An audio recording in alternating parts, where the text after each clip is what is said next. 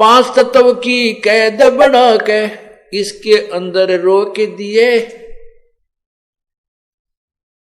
और मोह ममता की बेड़ी हिला के जड़ कर्म गले में तोक दिए।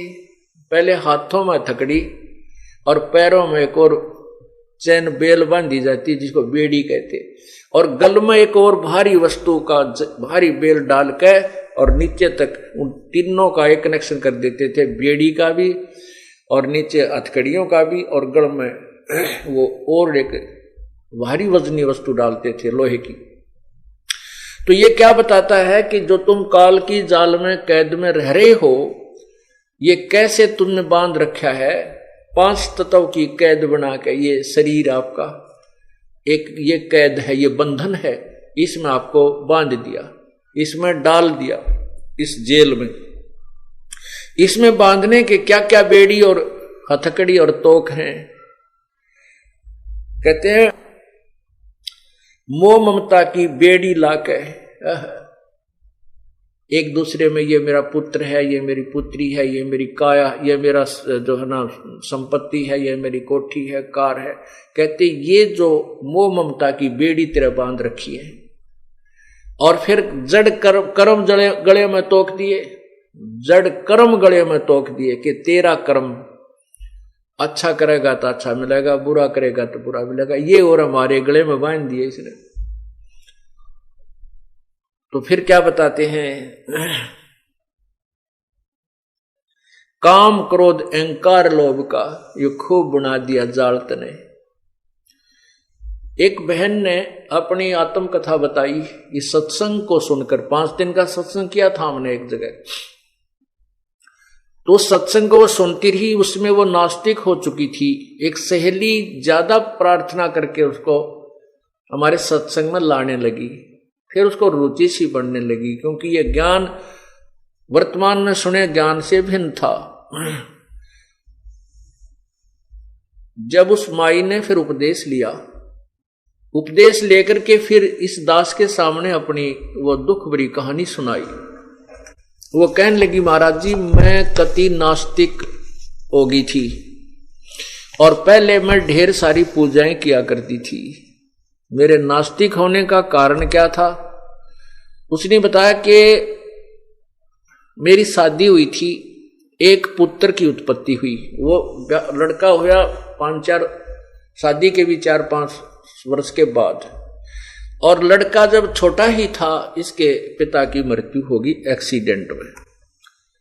फिर मैंने अपने पुत्र के लिए कि मेरा पुत्र, इसको पालूंगी, पोसूंगी, पढ़ाऊंगी, लिखाऊंगी, पैरों पर खड़ा कर दूंगी, इसकी शादी करूंगी, फिर बालक हो जाएंगे, बच्चा हो जाएगा इसके, तो अपना वंश चलाऊंगी। इस दृष्टिकोण से मैंने अपने पुत्र की परवरिश की, और बच्चा जो भी आवश्यक वस्तु जो मैं मेहनत मजदूरी करके जो 2 पैसे कमाया करती थी, और जो भी वो मुंह से निकाल देता था मैं तुरंत पूरा करती थी। कहीं ये बच्चा ये ना सोच बैठे कि मेरा पिता नहीं है, मेरा पिता होता तो आज मुझे ये वस्तु ला कर देता। तो मैं उसकी हर इस इच्छा की पूर्ति भी किया करती थी कि मेरा बेटा ये महसूस ना करे कि मैं बिना पिता का पुत्र हूं। जब वो लड़का +2 में पढ़ रहा था, उसने बच्चों की देखा देखी मोटरसाइकिल लेने की जिद लगा दी।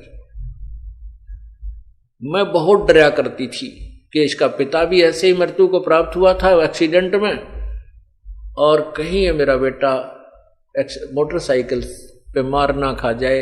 लेकिन बच्चे ने जिद बहुत कर दी। अब उसका दुख नहीं देखा गया, तो मैंने जैसे तैसे उधार सुधार करके वो मोटरसाइकिल उस बच्चे को परचेज करवा दी। अब वो बच्चा अपने एक साथी को लेकर के प्रतिदिन कॉलेज जाने लगा। प्रतिदिन की तरह एक दिन भी वो बच्चा अब रोटी खा के बच्चे को खाना खिलाया, मैंने खाना बना रही थी, और वो अपना मोटरसाइकिल उठा के चला गया प्रतिदिन की तरह। अपने साथी को लिया जो साथ ही मकान था थोड़ी दूरी पे, तो चले गए। मैंने वो 2-4 रोटियां और बनाई। रोटी बना करके मैं सोचीला रोटी खा लेती हूं। मैंने ऐसे ग्रास मुंह की तरफ किया था, इतने में वो लड़का उसका साथी, उसके भी चोट लगी हुई, कपड़े फटे हुए, थोड़ा बहुत रक्त उससे भी निकल रहा था। वो भाग गया, आया, कहने लगे आंटी मेरे अब भाई की मृत्यु होगी ना, वो एक्सीडेंट हो गया भाई का। अब उसने नो कहा और मेरे हाथ से वो रोटी छूट गई मुंह में, जो आज दिन खाने के लिए ग्रास उठाया था। अब मैं सिर पे कपड़ा नहीं, पैरों में जूते नहीं, उस बच्चे के पीछे पीछे बहुत बुरी तरह दौड़ ली। उसने स्थान बता दिया था कि वहां एक्सीडेंट हो गया। वहां गई तो वहां मोटरसाइकिल बुरी तरह टूटी हुई पड़ी थी, बच्चा नहीं था। पता चला कि वो किसी हॉस्पिटल, नजदीक ही एक अस्पताल था सरकारी, वहां लेकर गए हैं। वहां जाकर पता चला कि वो जाते ही पता लग गया कि उसकी मृत्यु हो चुकी है। कहते मैंने उस हॉस्पिटल की द्वार का टक्कर मारी, मेरा सिर फट गया, बेहोश हो गई, 7 टांके आए मेरे सिर में। उसके बाद रो रो का बुरा हाल हो गया।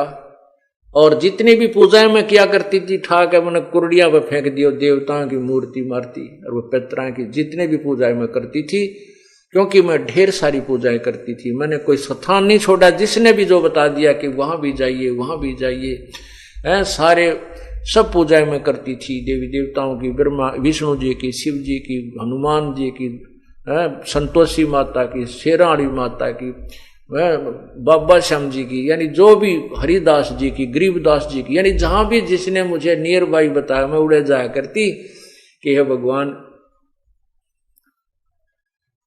मेरे बच्चे की लंबी आयु देना। परमात्मा कहते हैं कि जो खावे ताको, जो बख्शक ताको विश्वासा, और जो रक्षक उसते ये फिरे उदासा। जो इनको खाता है, जो भक्षक है, उसको तो ये भगवान मान रहे हैं काल को तो, और जो रक्षक है कबीर परमात्मा, उसते उदास फिरते हैं, कहते ना तू भगवान नहीं। भगवान तो यही है, ब्रह्म है, और ब्रह्मा विष्णु महेश ही प्रभु हैं। क्या कहते हैं परमात्मा, मैं रोवत हूं सृष्टि को, ये सृष्टि रोवे मोहे, गरीबदास इस वियोग को समझ न सकता कोई। गरीबदास जी महाराज कबीर परमात्मा के विषय में बता रहे हैं। गरीबदास जी को कबीर परमेश्वर ने यह ज्ञान बताया, उसका आगे वो वर्णन कर रहे हैं कि कबीर परमात्मा ये कहते हैं कि मैं तो अपनी प्यारी आत्माओं को रोता फिरता हूं कि तुम मेरे बच्चे हो, मेरी आत्मा हो, तुम मेरे पास आ जाओ, तुम मेरे ज्ञान को ग्रहण करो, मैं तुम्हें अपने सतलोक में ले चलूंगा। और ये मुझे कहते हैं नहीं तू भगवान नहीं है, और मुझे ही ढूंढ रहे हैं, मेरे लिए रो रहे हैं, हे पूर्ण परमात्मा, हे सर्व सुखदाई, हे हमारे दुखों को दूर करने वाले, हे प्रभु हमारे हमें दर्शन दे, हमारे दुख कष्टों को निवारण कर। ये मुझे ढूंढ रहे हैं और मैं इनको ढूंढ रहा हूं। हमारे बीच में जो अज्ञान का ये पर्दा, ये भीत द्वार खड़ी कर दी, ये टूटे बिना बात नहीं बन सकती। मैं रोवत हूं सृष्टि को, ये सृष्टि रोवे मोहे। और गरीबदास जी कहते हैं, कबीर भगवान नो कह रहे हैं, हमारे इस वियोग को, हमारे इस बिछड़े हुओं को कोई नहीं समझ पा रहा। हम एक दूसरे से बिछड़े हुए हैं, ये मेरे से दूर हो गए। अब इनका मुंह काल ने मेरे से विपरीत कर दिया, उल्टा ज्ञान इनके हृदय में ठोक ठोक कर भर दिया, ये भगवान को नहीं समझ पा रहे।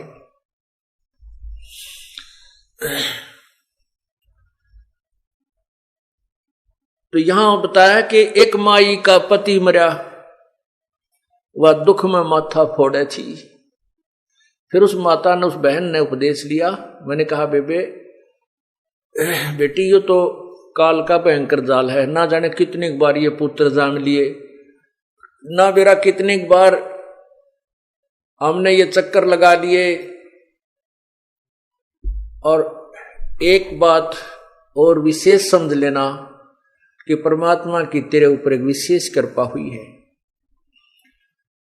देखो पुत्र चलो जीवित भी रह जाता तो तय इस काल के जाल तो नहीं निकल सकती थी, वो तो जो होना था हो लिया, काल का जो विधान था उसने अपना पूरा कर दिया।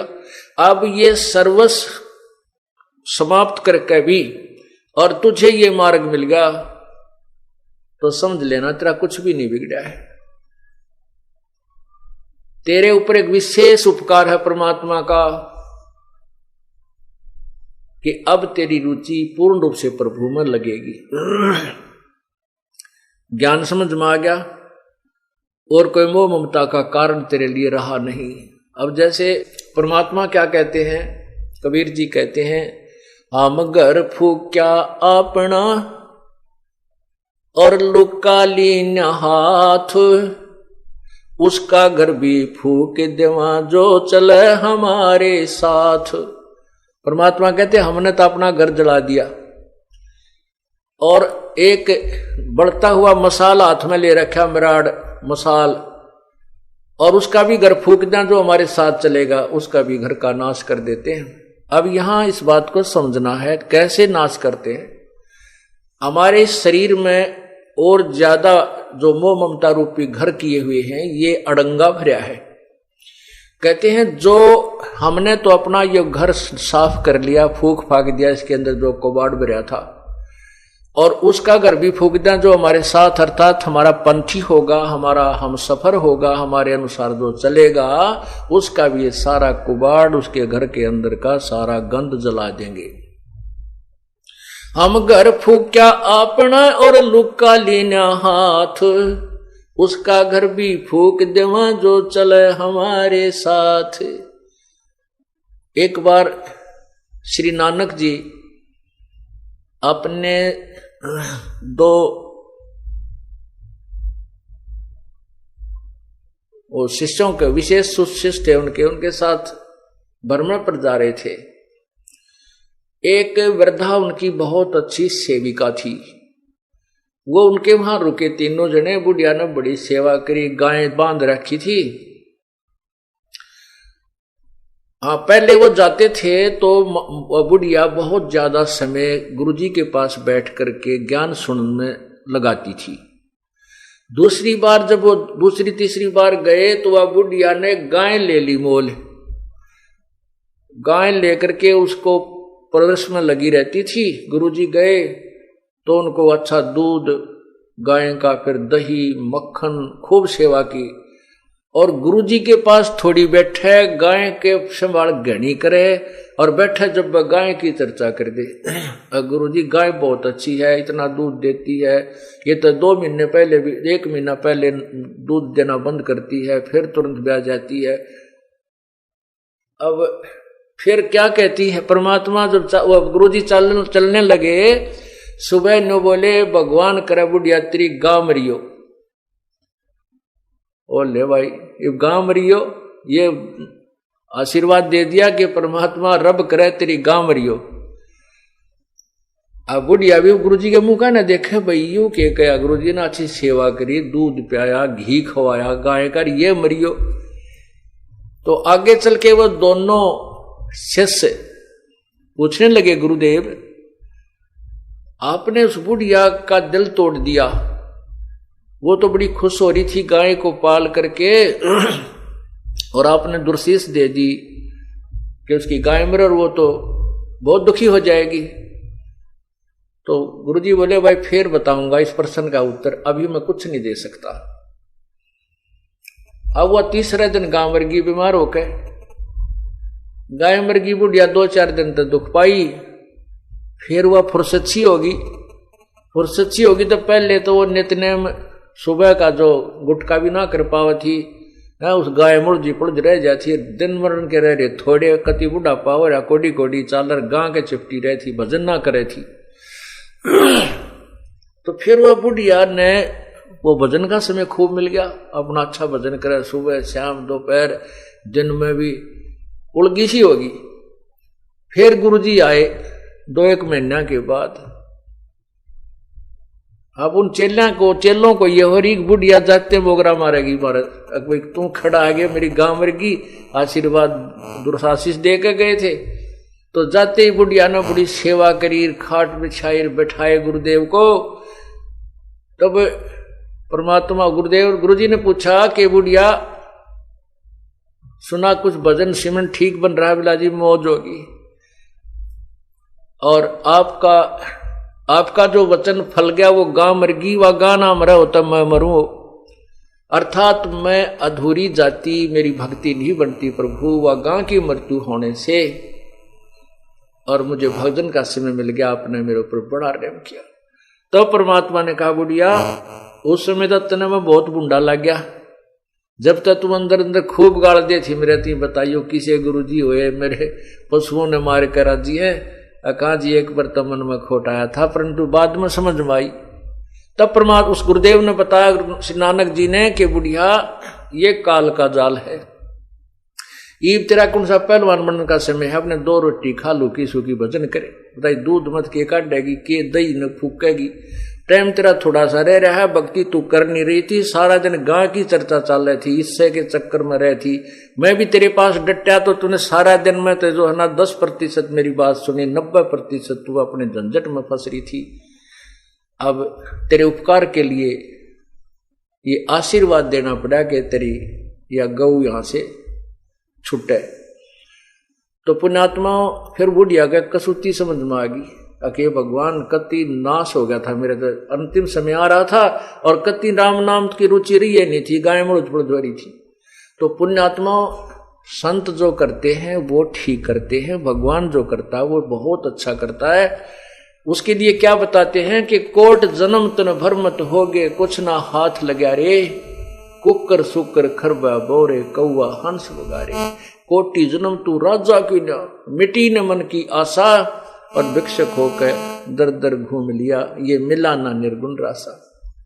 इंद्र कुबेर इसकी पदवी ब्रह्मा वरुण जन्मराया, और विष्णुनाथ के लोक को जाके फिर भी उल्टा आया।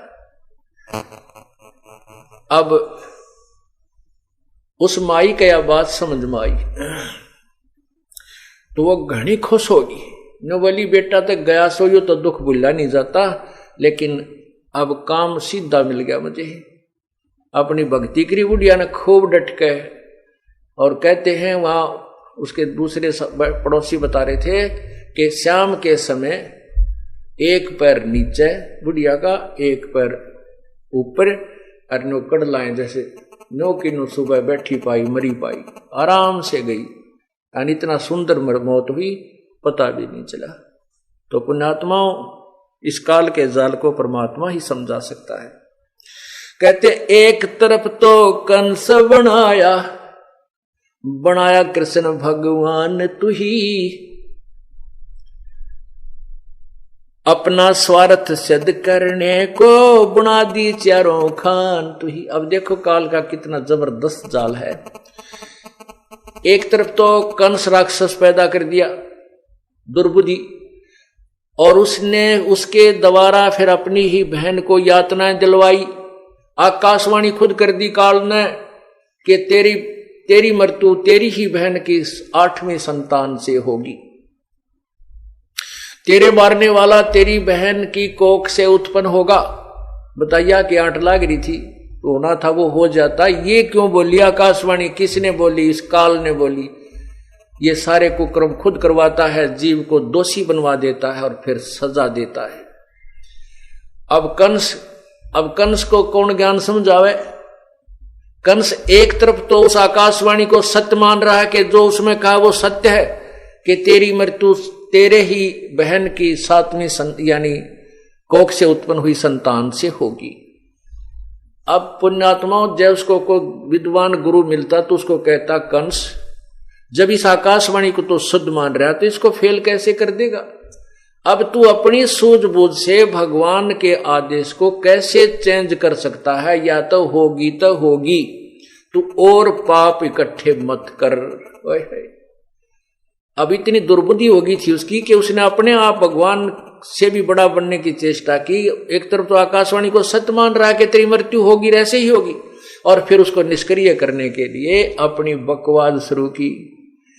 अपने बहनोई और बहन को कैद में डाल दिया, उत्पन्न होने वाली संतान को बेरहमी से मार डाला, और फिर आकाशवाणी हुई कि तेरे मारने वाला जन्म ले चुका है। आसपास के नवजात शिशु मरवा डाले। ओए कति जो 5-7 वर्ष तक के थे उनको सबको मार डाला, कत्लेआम करवा दिया उस पाप आत्मा ने, और बचा फिर भी कोई ना। और वहां फिर क्या कहते हैं कि एक तरफ तो कंस बनाया कृष्ण भगवान तो ही, और फिर विष्णु को रिमोट कर दिया, विष्णु को वहां उत्पन्न कर दिया, और विष्णु ने फिर उसको कंस को मार दिया। अब कंस के मार देने से, क्योंकि वह इतना अत्याचार कर रहा था, लोग इतने भयभीत हो रहे थे, और कंस के मार देने से, श्री कृष्ण द्वारा मर जाने से सबने बड़ी खुशी जताई। तो श्री कृष्ण जी की महिमा बना दी, भगवान ने पढ़ा है तो वह भगवान ने पढ़ाई, उन दुखियों ने तो भगवान दिखाई दिया। अब इस प्रकार उस काल ने ये जाल चल के चाल इस श्री कृष्ण जी और उर्फ विष्णु जी अपने पुत्र की महिमा बनवा दी। अब ये भोली आत्मा उसी गुण ने गा गा के, उसी कथाओं को रिपीट कर करके, और श्री कृष्ण अर्थात विष्णु जी सतोगुण भगवान की साधना पर आश्रित कर दिए काल भगवान ने। जबकि वेद कहते हैं कि तीनों गुणों की पूजा ये मूर्ख लोग करते हैं। गीता जी अध्याय नंबर 7 के श्लोक 12 से 15 में स्पष्ट किया है। गीता जी का ज्ञान वेदों का ज्ञान है, और इसमें थोड़ी सी खिचड़ी काल ने अपने भी पका रखी है, जो युद्ध करवाने के लिए ऊट पटांग अपनी तरफ से भर दिया। कहा है कि तू युद्ध कर, तुझे कोई पाप नहीं लगेंगे। दूसरे अध्याय के 37वें श्लोक में कहता है कि अर्जुन तेरे दोनों हाथों में लड्डू है, यदि युद्ध में यदि तो कहते हैं कि लाभ हानि को भूल के और निस्वार्थ भाव से युद्ध कर तो मुझको ही प्राप्त होगा, विजय को प्राप्त होगा। और 38वें श्लोक में कहता है कि मर गया तो तू स्वर्ग जाएगा युद्ध में, और जीवित रहा तो पृथ्वी का राज भोगेगा। तुरंत ही लाभ हानि भी बता रहा है, और एक तरफ से कहता लाभ हानि को भूल कर तो युद्ध कर ले। या जो बीच में खिचड़ी उल्टी सुल्टी पकाई है, ये काल के अपने कुछ मिक्स्ड हैं, दोगले शब्द हैं। अर्जुन ने कहा कि भगवान तेरी दोगली बातें मुझे अच्छी नहीं लगती, एक तरफा ज्ञान बता जो मेरे हित में हो, ये स्पष्ट किया। तो वेदों का जो ज्ञान है वो वेदों से मिलता है गीता जी में, और उसके थोड़ा सा भिन्न है वो काल का अपना लोक वेद है। जैसे तपो तपो कर वाक्य सुनाया, लोक रचो बल मेरी माया, बीच में आकाशवाणी करता है, कंस को आकाशवाणी कर दी। ये सारी काल की खिचड़ी है। ये एक तरफ तो कंस बना दिया, उसको ऐसे पाप करवा दिए खुद ही, और एक तरफ अपना अंश भेज दिया, विष्णु भेज दिया श्री कृष्ण रूप में, वो कंस मरवा दिया, और सारे प्राणी उस कंस के ऊपर आश्रित, विष्णु उर्फ कृष्ण जी पर आश्रित हो गए, उसको भगवान मानने लगे। तो वो बुद्धि हमारी ऐसी दृढ़ कर दी काल ने। तो यहां क्या बताते हैं, एक तरफ तो कंस बनाया कृष्ण भगवान ने तू ही, अपना स्वार्थ सिद्ध करने को ये बना दी चारों खान तू ही। सतगुरु जी की मेर हुई तब हमने तेरी जान हुई, राम देवानंद ओछी उपासना सारी ये छुटगी, इन बुरे कर्मों से आन हुई। राम देवानंद धन मेरे सतगुरु, उधार दिया रामपाल तन, सतपुरुष भुला दिया आप जना लिया, कुछ ना सोची काल तन। अब क्या बताते हैं कि परमात्मा सतगुरु कबीर परमेश्वर के तत्व ज्ञान और गुरुदेव की कृपा हुई तो हमने तेरे जानकारी हुई कि तू काल है, और ये क्या झंझट है, ये कैसे जाल तूने फैला रखा है। इस प्रकार हमारी ओछी उपासना, आन उपासना, वो सब हमने त्याग दी, वापस छूट गई। अपने आप रुचि ही नहीं रही इन अन्य पूजाओं के करने में, और बुरे कर्मों से आन हुई। बुरे कर्मों से परहेज हो गया, आन होगी, हमें उनकी कसम होगी हम बुरे काम नहीं करेंगे, क्योंकि हमें पता लग गया कि बुरे कर्म करेंगे तो उनका भोग भी भोगना होगा। और परमात्मा गुरुदेव की रजा से इस जीव का उद्धार होता है। पुण्यात्माओं, ये कोई कृपा है प्रभु की। अब वो कृपा केवल कबीर परमेश्वर ही कर सकता है और नहीं कर सकता कोई भी। हमारे सब दुखों का निवारण करने वाले भी कबीर परमेश्वर ही है। हमारे संकटों के निवारण करने वाले भी प्रभु कबीर जी हैं, अन्य नहीं कर सकते। संकट मोचन कष्ट हरण हो, मंगल करण कबीर के आगे शरण तेरी। संकट मोचन कष्ट हरण हो, मंगल करण कबीर के आगे शरण तेरी। पहले तो मोह ज्ञान नहीं था, प्रेम होया ना तेरे में। पहले तो मोह ज्ञान नहीं था, प्रेम होया ना तेरे में। दीन जान के माफ कीजियो, खता हुई बिन बेरे में। दीन जान के माफ कीजियो, खता हुई बिन बेरे में। अनगिन अवगुण भरे मेरे में, ये माफ करो तकसीर के आगे शरण तेरी। संकट मोचन कष्ट हरण हो, मंगल करण कबीर के आगे शरण तेरी। जम्बुक वाली रात 84 आन गिरा हूं झेरे में। जम्बुक वाली रात 84 आन गिरा हूं झेरे में। ऊंची ऊंची लाई छलांगा, यत्न किए बहु तेरे में। ऊंची ऊंची लाई छलांगा, यत्न किए बहु तेरे में। काम क्रोध अहंकार लोभ की, ये मोटी जड़ी जंजीर के आगे शरण तेरी। संकट मोचन कष्ट हरण हो, मंगल करण कबीर के आगे शरण तेरी। कर्म कुसंगत बहुत किए, वो जाते हैं नहीं कहे। कर्म कुसंगत बहुत किए, वो जाते हैं नहीं कहे। आके आप संभालो सतगुरु, लख 84 में जाहे बहे। आके आप संभालो सतगुरु, 84 में जाहे वहे। जन्म मरण के कष्ट सहे, अब मेटो जन की पीर के आगे शरण तेरी। संकट मोचन कष्ट हरण हो, मंगल करण कबीर के आगे। गुप्त रूप में सब काज सारते, जो भी विपता आन पड़े। गुप्त रूप में सब काज सारते, जो भी विपता आने पड़े। एक दिन दर्शन देने होंगे, दीन दयाल नो नहीं सरे। एक दिन दर्शन देने होंगे, दीन दयाल नो नहीं सरे। तुम बिन पापी नहीं तेरे, मेरा अवगुण भरा शरीर के आगे शरण तेरी। संकट मोचन कष्ट हरण हो, मंगल करण कबीर के आगे शरण तेरी। संकट मोचन कष्ट हरण हो, मंगल करण कबीर के आगे शरण तेरी। प्रेमी पक्षी दुखी होते हैं, जब भी छुड़ जा रात पड़े। प्रेमी पक्षी दुखी होते हैं, जब भी छुड़ जा रह न पड़े।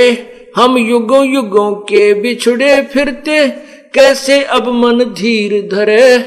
हम युगों युगों के बिछुड़े फिरते, कैसे ये मन धीर धरे।